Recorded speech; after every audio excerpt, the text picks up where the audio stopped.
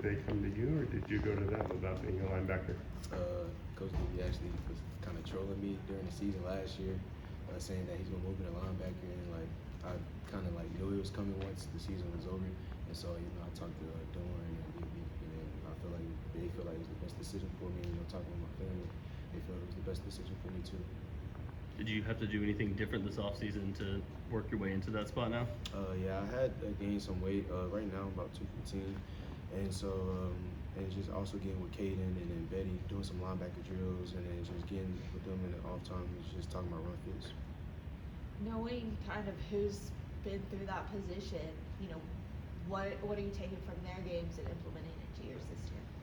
So during the off season, I went back and kind of watched Peyton's films just to see what he did good, and then I hit him up on what talked about like what's the keys to be a good linebacker, and just getting with him and watching film is just going to help me excel at the playing that position.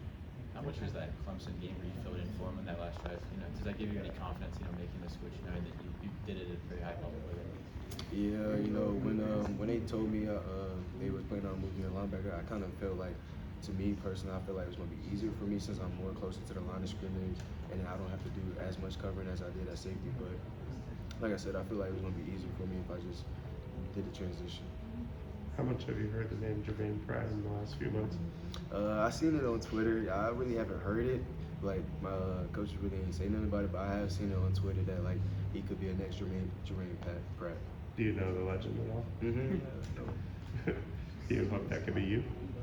Yeah. I mean, I just want to be Sean Brown. I want to be my own guy. I want to build my own legacy. So that's just kind of what I want to do. And when you talk to Peyton Wilson about switch positions, what kind of advice did he give? He just kind of talked about like at the will position, you kind of got to be quick on your feet.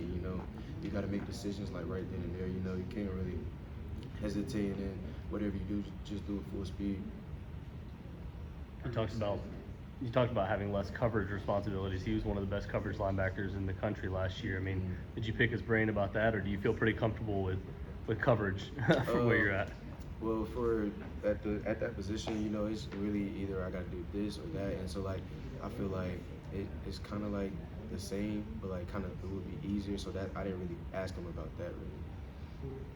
Moving out of the safety room, and you're kind of excited to see some of like the younger safeties kind of step up. Yeah, I don't know if y'all was out there, but Zach got a pick, so I was very excited for him, and Brody and then Torrente.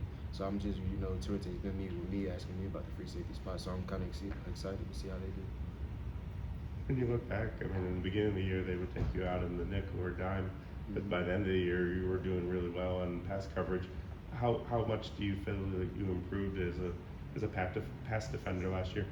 Well, I kind of knew that was one of my weaknesses, and in practice, Coach Dorn always tells us to have one more. So when we're in practice, I just kind of harp on like my coverages, whether that's man or zone, and so it was just something I really focused on getting better at, and then